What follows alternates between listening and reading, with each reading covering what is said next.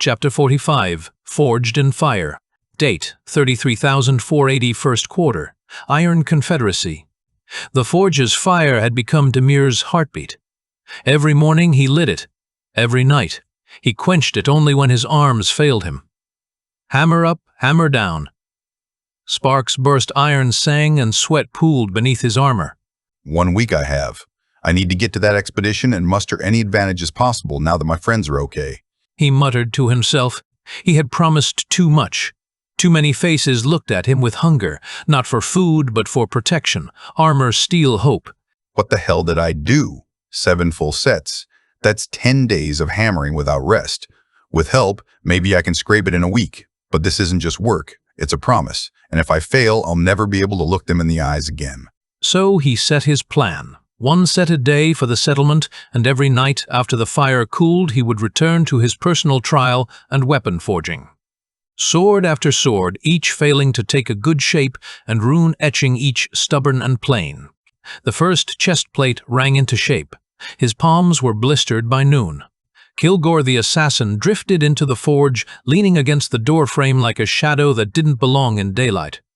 You're really going at it, Strovan. Thought you said you were an armorsmith, not a blacksmith slave. Demir kept hammering, sparks spraying across his apron. I am an armorsmith. This is survival. I promised them armor. Promises in this world are heavier than iron. What do you think you'll gain? Respect, council favor, or just a broken back? Demir paused, lifted the half-shaped chest plate, and set it on the anvil. I'll gain something you old players never understand. The assassin tilted his head. Which is? Progress at your hands. He lifted the hammer again. The conversation ended. The second set nearly buckled his arms. His body ached, but he endured. That afternoon, a young knight approached the forge, his chainmail patched with leather straps, one shoulder exposed like a wound. He bowed clumsily. Strovan, please. They call me Relin. I need armor, even scraps. If you forge me a set, I'll owe you. My life if need be. The goblin scraps are worthless. Demir set the greaves he'd been shaping aside. You'll wait your turn. I can only promise what I can make, no more. After the expedition, I can make more. Relin's eyes shone with desperation. Please, my squad is gone. I can't face another raid like this. I said no more. If I take more orders, I'll fail them all. The knight lowered his head in shame, muttering, Then may the forge favor you. He left without another word, leaving Demir with guilt heavy as the iron he worked. By the third day, Demir's arms screamed with every swing. He dunked his head in water, steam rising from his sweat. Timmy came standing awkwardly in the doorway. His twin was missing. No, not missing, but wandering. Demir, Sin's not right. He hasn't stopped talking about revenge. He's been leaving the walls at night. I can't stop him. His voice was quiet, steady, but his eyes carried storm. Demir set down his hammer, the steel ringing with the sound of a closing door. Sin's carrying too much grief. He thinks fighting is the only way to breathe.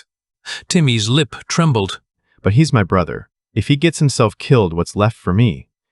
Demir crouched, resting a soot-covered hand on Timmy's shoulder. You keep living. For both of you. And I'll watch him. I promise. I promise. The boy nodded, though his eyes held no faith, only fear. Another set, another night. By now, Demir's body was moving on instinct, muscle, and hammer dancing without his mind. Celine came to him in the late afternoon, her hands carrying a cloth with water. She pressed it into his palms. You're killing yourself, Demir. Slow down. Rest. The dead won't thank you, and the living need you alive, she said softly. Demir drank, wiped his mouth, and shoved the cloth back to her. I can't stop. Not yet. Every swing is a promise kept. Every plate means one less grave. She stared at him with something between pity and pride. Then don't forget, you're not a forge, you're a man, and men break. But Demir had already turned back to the fire. The forge became his prison, his chapel, his trial. His shoulders burned, his fingers blistered raw, but the armor took shape, bent, dented, imperfect, yet strong enough to matter.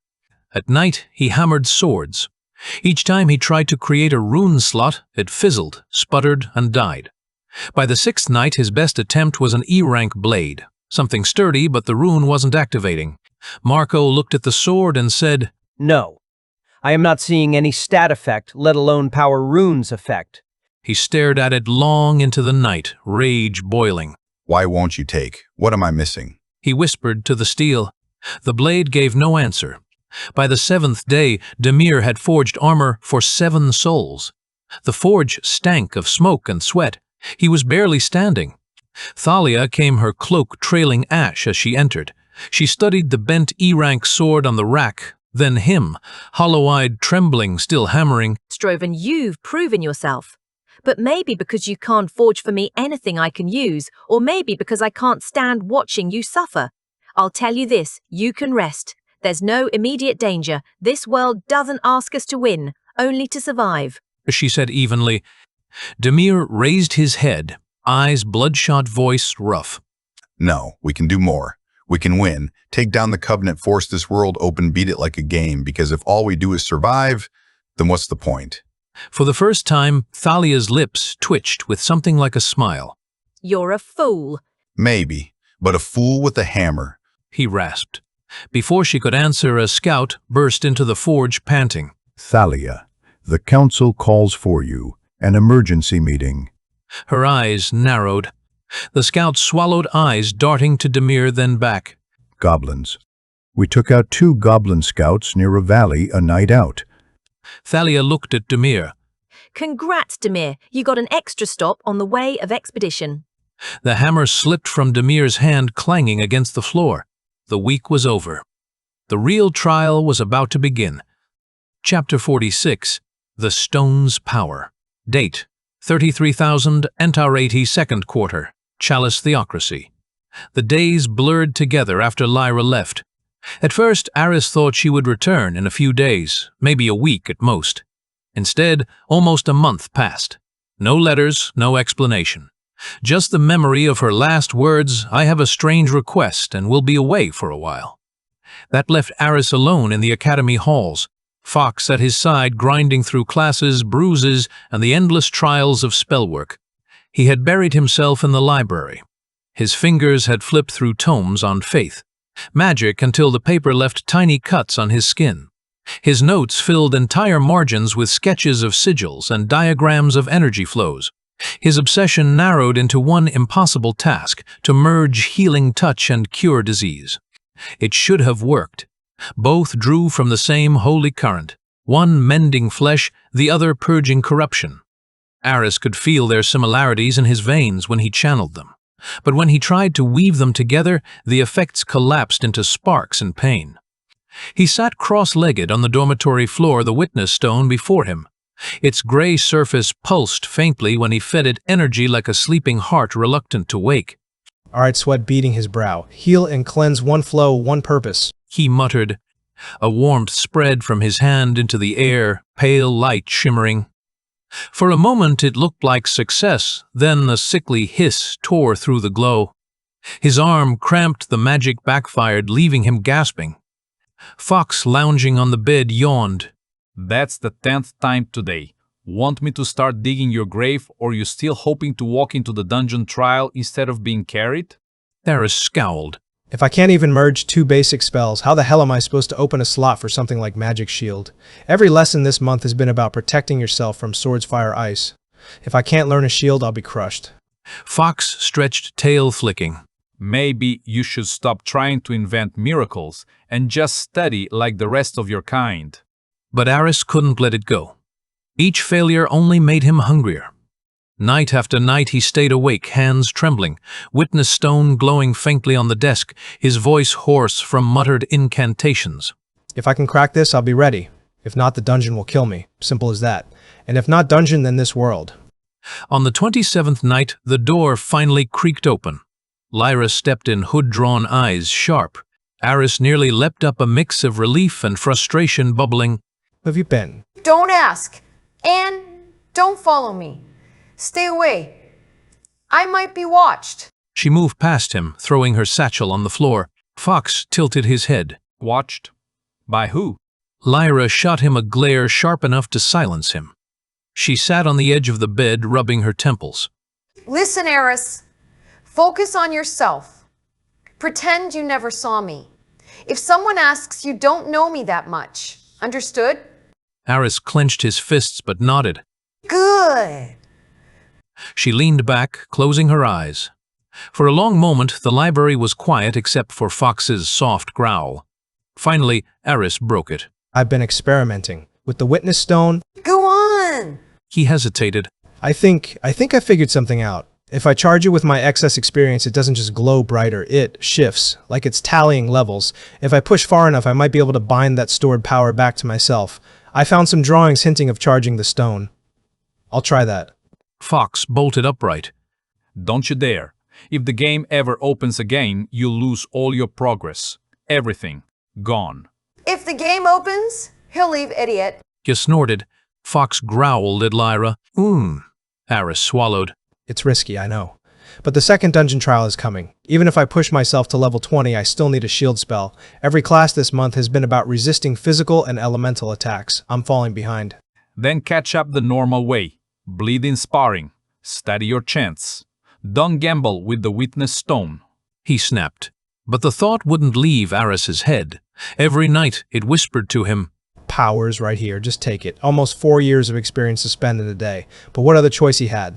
That night he left Lyra behind and walked the winding halls of the academy. Torches burned low shadows stretching long across the marble. The air tasted faintly of incense and ash. The human student sect met in a disused lecture hall.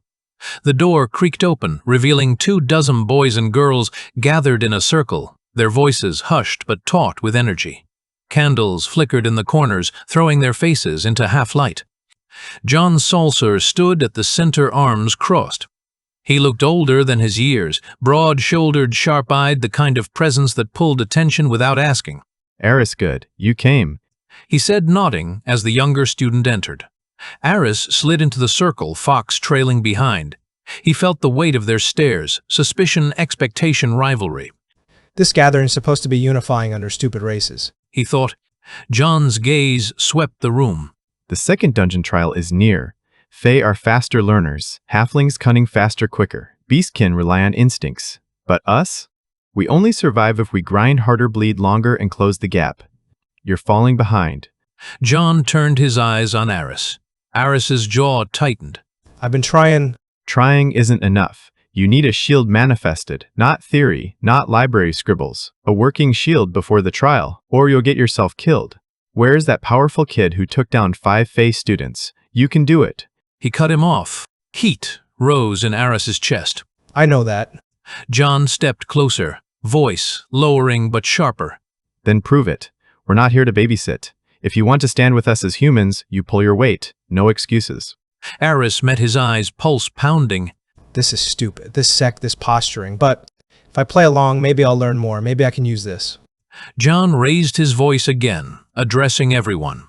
We are not Fae halflings or zealot spawn. We are humans. We will not be laughed at in the dungeon. We will not crawl behind others. We will fight, survive, and rise. The circle echoed him. Voices harsh. Bass. Some pounded fists against their chests.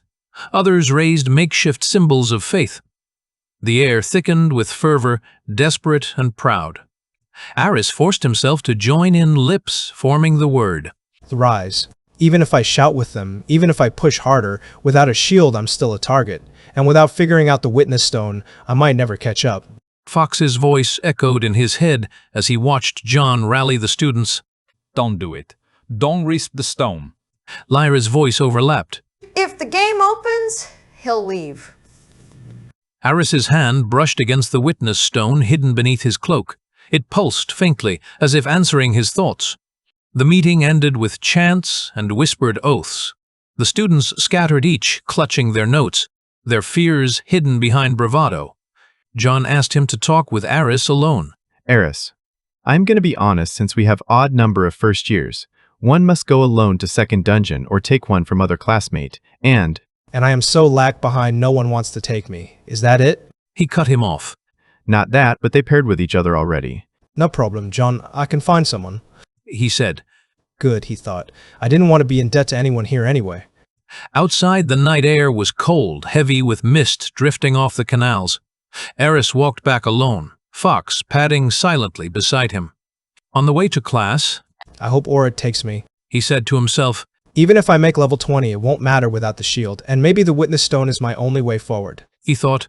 The glow of the city reflected in the water fractured and uncertain, just like the path ahead. Chapter 47. Expedition begins.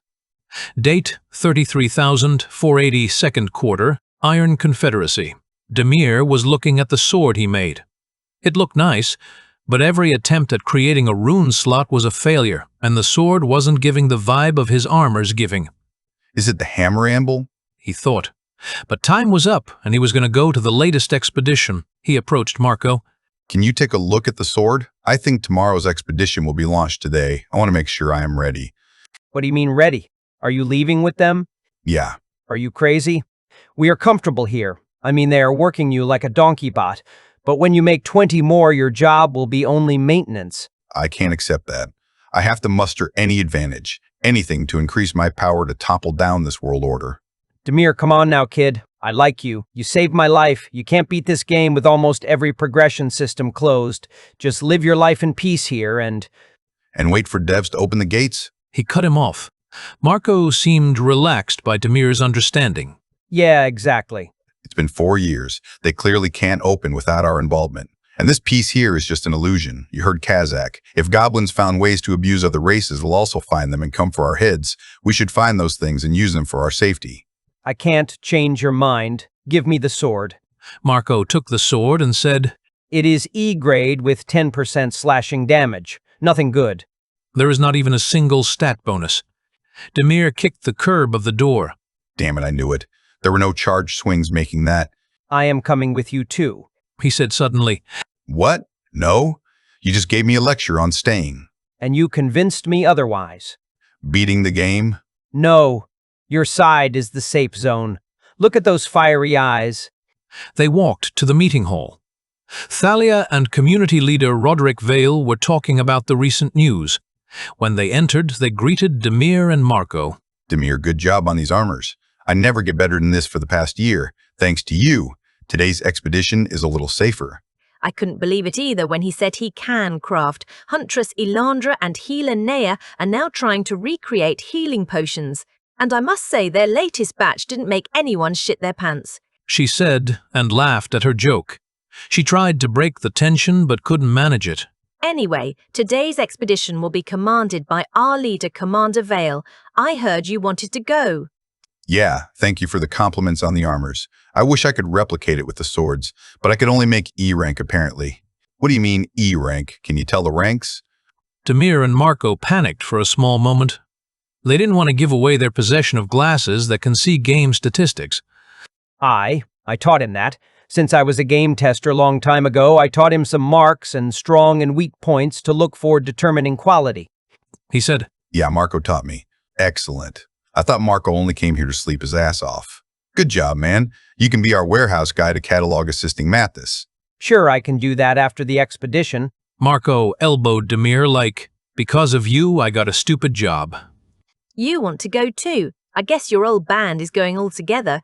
She pointed to a small gathering visible from the window of the meeting hall. Sin and Timmy in full gear talking with the hunter woman Marvin. Really them too? Gasped. Well, our party is undefeatable. He said, Party of 12 left the safe haven stored in a basin, with horse carriage hoping for good loot. Roderick leading the expedition. There were 3 other heavy armor wearers thanking Demir again for making them pristine armor sets. Demir and Marco lagged behind. They saw Timmy leave Sin at the front and come to their side. Demir, I am glad you came too. I couldn't make Sin back down from the expedition, so I had to join. I guess his anger didn't dim down. He observed. He has to move on. Life goes on. But don't worry, Timmy. I will talk to him. Thanks, Demir. You are the older brother we never had. Demir smiled at the compliment, but that also made him remember Aris. If he was alive, if he was living, what kind of conditions was he in? After walking till night, it hit Demir where they were going. With forging and trying to create a sword, he didn't ask questions about that. Roderick explained catching scouts to the north, and the hunters' navigation skills will lead them to their camp. Don't worry, Demir. We never lost anyone under my expedition. He assured him. After 2 days of walking, Demir tried to talk to Sin about his anger, but he deflected the conversations. The burning sensation of revenge was almost visible. At the second day's night, Huntress Marvin stated, "Tracks are merging ahead, and the smell is making her cautious." All indications of their camp being near. When they reached a cliff near a hill, they saw a goblin camp in the opening and dwarf-made carriages with dwarves unloading crates of goods. Roderick's face darkened as he studied the scene below. The goblin camp sprawled across the valley floor, crude tents and fire pits scattered around the central area where the real business was happening. Dwarven merchants in traveling cloaks moved between heavy wagons, their beards braided with silver rings that caught the firelight. Goblins swarmed around them, not as raiders or enemies, but as eager customers. Son of a bitch. So, She whispered, her bow already in her hands. the rumors were true. Sin pushed forward, his eyes burning with fury. They're trading with them. The dwarves are actually trading with the bastards who enslaved us. Marco adjusted his glasses, the magical lenses revealing details invisible to the naked eye. I count at least 80 goblins down there. And those aren't just any dwarves. Look at their equipment. Those are Iron Confederacy merchants. Demir felt his stomach twist. The betrayal was worse than he'd imagined. Not only were the dwarves trading with goblins, but they were doing it openly, systematically. Crates of weapons and armor were being unloaded from dwarven wagons, while goblins handed over sacks of what looked like ore and gems. This changes everything. If the Iron Prince is sanctioning this, Then we're not just fighting goblins, we're fighting a conspiracy. She finished. Timmy crept up beside his brother, his face pale. What do we do? The question hung in the air like smoke from the fires below. They had come expecting to eliminate goblin scouts. Instead, they had discovered evidence of a trade alliance that could reshape the balance of power in the entire region. Demir gripped the hilt of his E-rank sword, its imperfect weight suddenly feeling heavier. The weapon he couldn't enhance with runes, the power stone he couldn't properly use, all of it seemed insignificant compared to the political earthquake they were witnessing. we watch, we learn, and then we decide whether we're strong enough to do anything about it. He decided. Chapter 48, Trial by Water. Date, 33,480, second quarter, Chalice Theocracy. The morning bells rang with a muted clang reverberating through the marble corridors of the Ivory Gate Academy. Their echo was less a call to arms than a reminder. Tomorrow blood would decide who advanced and who was left behind. Aris tightened the straps of his satchel as he entered the lecture hall, Fox padding silently at his heels. His mind was a storm of fragments, failed incantations, the pulsing glow of the witness stone, Lyra's cryptic return. Yet none of that mattered here. In the academy he could not afford distraction. He drew the drainage of the power to the witness stone to his hand and placed it in his palm, hoping to be ready for tomorrow. I should be at least charged to level 21. He thought. He spotted Auric near the back row, tall, broad-shouldered, sandy-haired with the kind of calm presence that drew others. Most of the human students clustered in groups, their partnerships already cemented by weeks of sparring and whispered promises. But Auric sat alone as a solo wolfkin in the class, sharpening a dagger across a whetstone, his focus unbroken by the buzz of voices around him. Aris hesitated. He'd spent nearly a month isolating himself in study, and that isolation had branded him. Even now, several classmates glanced his way, whispering behind hands, especially Faye. Other than humans, no one cared about Aris anymore except Auric. Fox flicked his tail. Better ask him before someone else does, or before John decides you should march in alone. Aris ignored the barb, exhaling slowly, and approached. Auric, you got a partner for the trial? His voice came steadier than he felt. The dagger paused mid-stroke.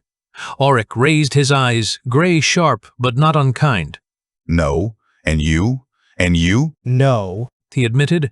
You knew human best buddy didn't arrange someone for you? You know I am not like them. I understand. Fae hate you, so you have to have people look after you. Auric studied him a moment longer as though weighing steel against coin. You want me to go with you? Yes. I won't drag you down. I know I'm behind in shields, but I can heal. Keep you standing when others would fall. He kept his tone firm, though the weight in his chest threatened to sink him. Auric's gaze drifted to the faint scars along Aris's hands, burns from failed spellwork paper cuts from nights in the library. Then he nodded once decisive. All right, we'll go together. Relief washed through Aris, so sudden it nearly unsteadied him. He offered a hand. Auric clasped it, his grip solid grounding. Before Aris could speak further, the lecture hall door opened. Silence rippled as Instructor Calathis entered, robes trailing like shadows on water. His eyes, pale as frost, swept the room with dispassionate measure. Sit. Attend. Chairs scraped as students fell into order. Aris and Auric took seats side by side, Fox curling under the desk. Calthus clasped his hands behind his back. Tomorrow, the second dungeon trial begins. You will be tested not by drills or mock combat, but by the dungeon's true hand. Each of you will descend. Each will emerge stronger or not at all.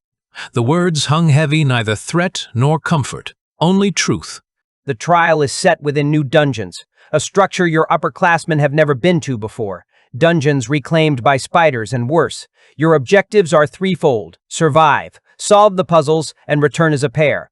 Those who fail will not continue their studies here. This time you can take weapons but no potions and familiars. Continued. Murmurs spread, nervous, hungry, defiant. Calthus ignored them. You will leave at dawn with chaperons. Until then, prepare. Sharpen steel steady minds, finalize your partnerships. And remember, faith shields more than steel. Doubt is sharper than any blade you will face inside. His gaze lingered briefly on Aris before sweeping away. Dismissed, the students scattered. Some gathered in pairs whispering tactics. Others boasted loudly, trying to mask fear with bravado. Aris shouldered his satchel, moving with Auric toward the courtyard. The late sun glimmered against the academy's canals, the water stained gold and crimson. They spent the rest of the day in quiet preparation. Auric drilled sword forms beneath the archways, sweat gleaming on his arms. Aris knelt in the chapel alcove, sketching sigils in charcoal, forcing his hands to trace the weave of healing touch again and again until the flow steadied. Fox watched from the shadows, tail-flicking expression unreadable. When night fell, the academy dimmed to candlelight.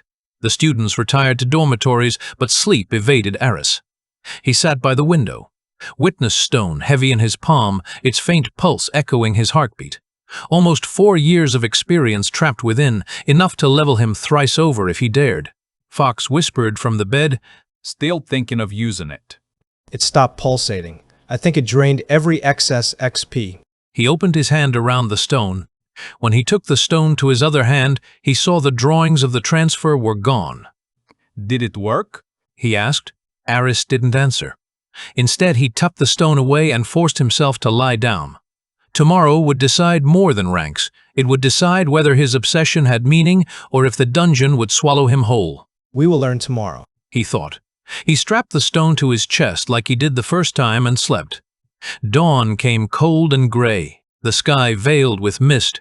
Students gathered by the canals, cloaks drawn tight, blades and staves slung across their backs. Torches burned fitfully as skiffs bobbed against the marble piers. Rathvos waited at the front, his presence stark against the pale water. Step forward in pairs. The journey is short. Use it to settle your minds. They took them to the portal like before, a silent parade. One by one, students boarded. Aris and Auric walked onto the portal when their turn came. The same official as before took them to the portal, and they appeared on a dam-like cliff with sprawling watering canals. The official, in plain robes, pushed them off the skiff, gliding into the misted canal. Good luck, he shouted. Auric and Aris resurfaced from the watering canal into a closed cave.